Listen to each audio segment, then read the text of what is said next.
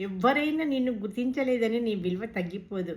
కొన్నిసార్లు మనం ఎంత కష్టపడ్డా మనల్ని ఎవ్వరు గమనించరు.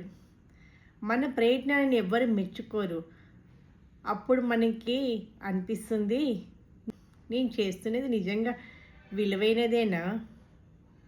అవును, విలువైనదే. ఎందుకంటే నీ కష్టం నీకు తెలుసు.